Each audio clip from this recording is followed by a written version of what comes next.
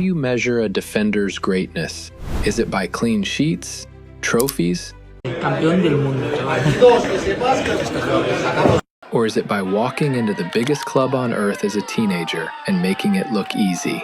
Pau Cubarsí was never supposed to be first choice for Barcelona this soon, but somehow, a boy from a hamlet with no football pitch became the calmest man in Barcelona's back line, and then the calmest man in a World Cup winning defense. This is the story of Pau Cubarsí and why there will never be another one like him. Pau Cubarsí was born on the 22nd of January 2007 in Estanyol, a tiny hamlet in Girona with barely 200 people and no school of its own. He had to travel to the neighboring village of Vilablareix just to get an education, and it was there his parents, Robert and Gloria, signed him up for the local club. Teammates from those early years remember him doing something no young defender is supposed to do, picking the ball up in his own box and running the length of the field to score. "We always won the league thanks to Pau," one former teammate recalled. Even then, defending was never just about stopping the game for him. It was about starting it. Girona's academy picked him up first, but in 2018, at just 11 years old, Cubarsi made the move that changes everything for a Catalan kid. He joined La Masia.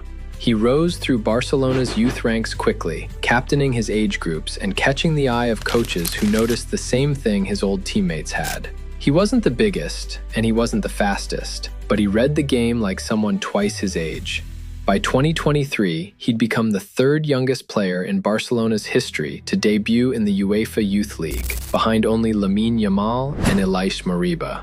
The boy from the hamlet with no pitch was now 2 names away from Barcelona's record books. Then, on the 18th of January 2024, 4 days before his 17th birthday, Cubarsi made his official first-team debut in the Copa del Rey against Unionistas de Salamanca at just 16 years old.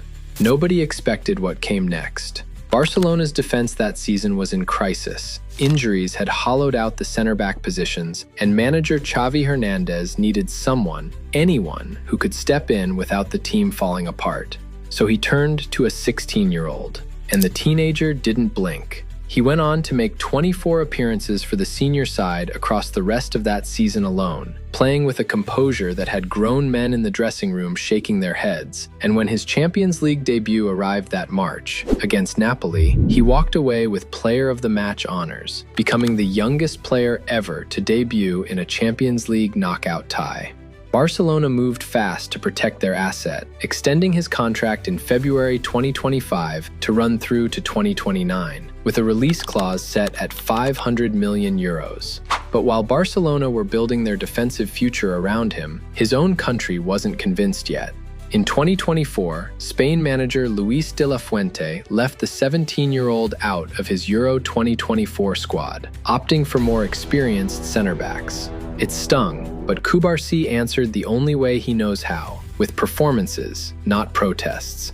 That summer, he became the youngest player at the Paris Olympics and came home with a gold medal after Spain beat France in the final.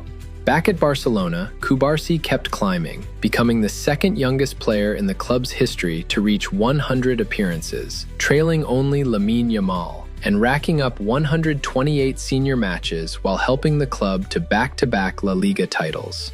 Then came the summer of 2026. Cubarsi started for Spain throughout the World Cup as their defense conceded just a single goal across 8 matches, the meanest defense in the tournament. Spain went all the way, beating Argentina and Lionel Messi 1-0 in extra time in the final in New Jersey to win their second World Cup. Cubarsi walked away with the FIFA Young Player Award. 19 years old and already a world champion. So why will there never be another Pau Cubarsí?